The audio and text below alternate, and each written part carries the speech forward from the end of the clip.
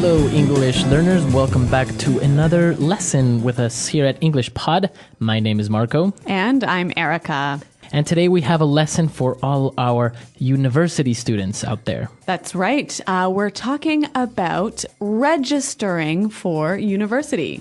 Okay, so it's a difficult process sometimes, even in your own language. So we're going to try and make it a little bit easier by giving you some of the common words you would need to register at a university.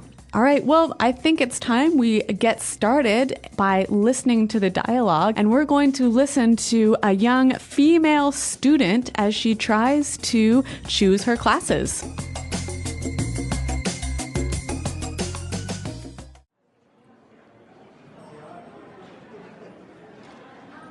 Excuse me, is this where I register? I'd like to sign up for my courses for next semester. Yes, of course. I need your student ID, please. Here you are. Okay, Susan.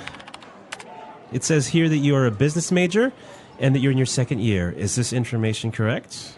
Yes, I do want to take some additional credits this year to get a minor in psychology. Sure, that's not a problem. Do you have the list of courses that you want to take this semester? Yeah, here's my list.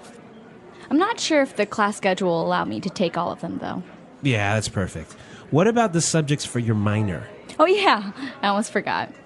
I need to take fundamental linguistics, consumer psychology, and neuroanatomy. Wow, you're going to be busy this semester. Okay, here you go. You're registered now. You have to make your first tuition payment before classes start.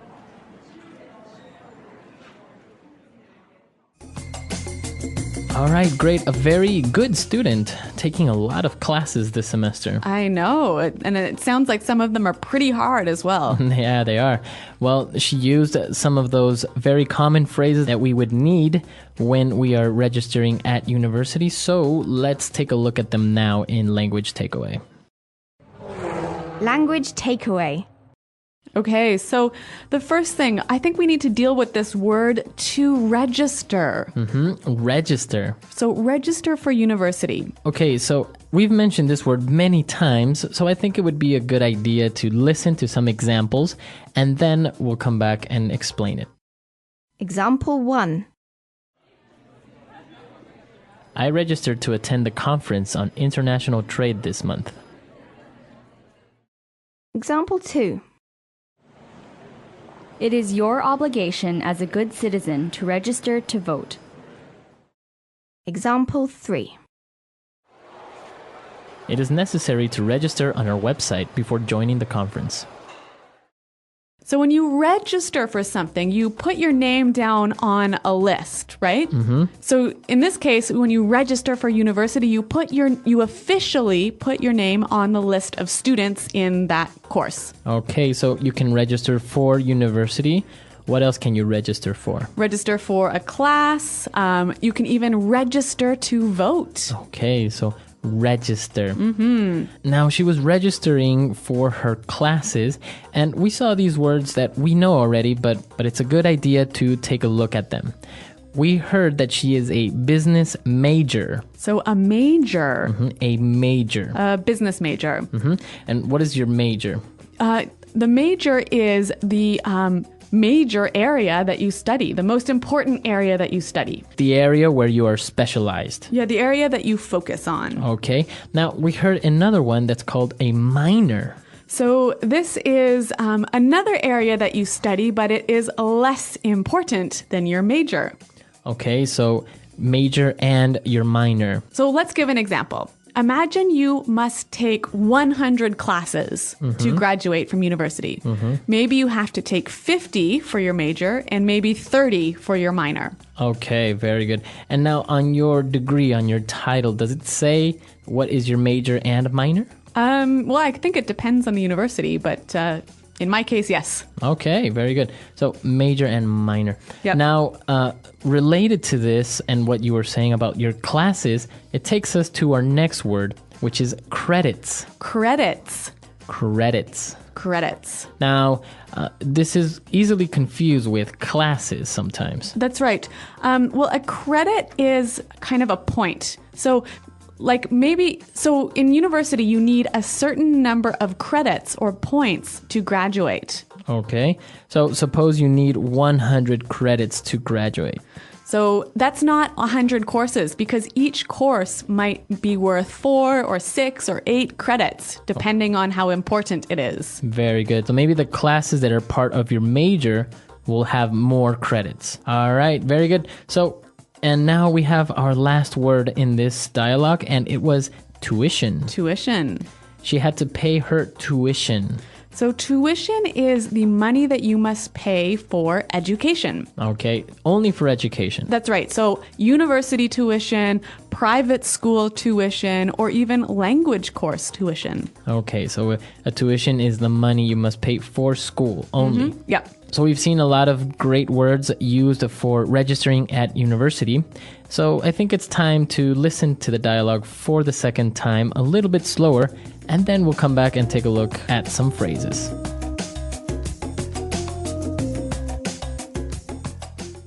Excuse me, is this where I register?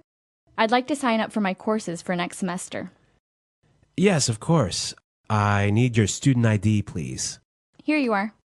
Okay, Susan. It says here that you are a business major and that you're in your second year. Is this information correct? Yes. I do want to take some additional credits this year to get a minor in psychology. Sure, that's not a problem. Do you have the list of courses that you want to take this semester? Yeah, here's my list. I'm not sure if the class schedule will allow me to take all of them, though. Yeah, that's perfect. What about the subjects for your minor? Oh, yeah, I almost forgot. I need to take fundamental linguistics, consumer psychology, and neuroanatomy. Wow, you're going to be busy this semester. Okay, here you go. You're registered now. You have to make your first tuition payment before classes start. All right, so it's time for putting it together. Putting it together. And we're going to look at some phrases here that we can use to talk about education and university, and we can use them in different ways. All right, and our first phrase is actually very similar to register. To sign up for something. Okay, I want to sign up for. I'd like to sign up for my courses. I think it would be a good idea if we listen to some examples of how we can use this phrase. Example 1. I signed up for a 1-year gym membership. Example 2. If you want to assist our meeting, you need to sign up first. Example 3. I hate signing up for things online because they just send you spam emails. Okay, so I can see that to sign up for something is to agree to take part in it. Okay, so it's a little bit more informal than register. Yeah, exactly. Less formal. All right. So moving on to our second phrase. This is very important because it's often used improperly, right? Yeah, people often make mistakes with this phrase. All right, so let's look at this phrase, second year. So she is in her second year. Now, it seems very simple, so why are we explaining this? Well, it often gets confused with grade. So when we talk about university, we talk about first year, second year, third year, fourth year. We cannot say grade 1, grade 2, grade 3, grade 4. Or year 1, year 2. No, it's always first year, second year, third year, fourth year. Okay, very good. Or last year. Yeah, last year. My last year of college. Exactly. Very good. So now you know how you can explain to someone what year of college or university you're in. Yes, that's right. Very good. And we have one more phrase to you, and it was when she was getting her class schedule. So class schedule. Class schedule. Now, a schedule is the list of things you do at what time. Right, so it's the timetable of your day or your week. Yep. All right. And your class schedule will say all the classes that you have and what time they're at. So what other types of schedules can we have? You also have maybe a gym schedule. That's right. Or even a work schedule. Right. So we have different types of schedules, and you can use it depending on what you are doing. Those are all the phrases we have for putting it together today. And now let's listen to the dialogue for the last time, and then we'll come back.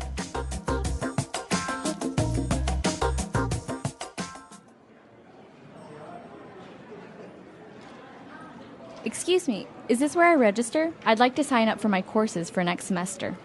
Yes, of course. I need your student ID, please. Here you are. Okay, Susan.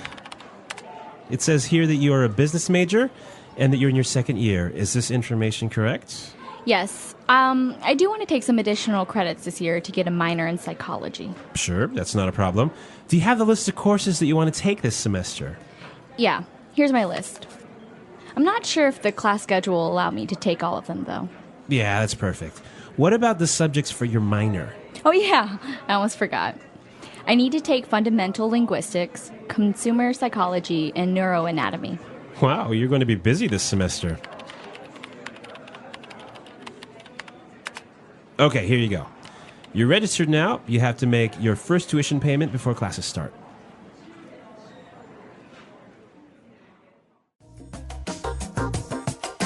All right, so we were talking about second year, first year, third year, etc. Yep. Now, there are also other names that we give to each year, both for high school and university. And I think this is only for America, like in the United States. We don't do this in Canada, and I always get so confused. So, Marco, what is the name you give to first-year students? Okay, so first year students are called freshmen Okay, because they're fresh. because they're fresh. Yeah. Yeah, they just came from middle school, they just came from high school. All right, and what about the second-year students? They're called sophomores. Okay, because they're soft? No, well, it's not soft, it's sophomore, like Ah. SOPH. Sophomore. Sophomore. And then third year students are called juniors. Okay, because they're almost it's like junior manager. Exactly. Yeah. Because then last year students are called seniors. Huh. So So- they're the oldest guys in the school. Exactly. So you can say, yeah, I'm a sophomore at Arizona State University. Okay, so we only use this in America, though, right? Yes, it's very and not only for university but also for high school. Okay. All right, guys, that's all the time we have for today. I hope you enjoyed this lesson, and if you have any questions or comments, or you want to share with us your experiences in high school or university, please come to the website at englishpod.com. That's right. So Marco and I are there to answer your questions. And until next time, thanks for listening and goodbye. Bye.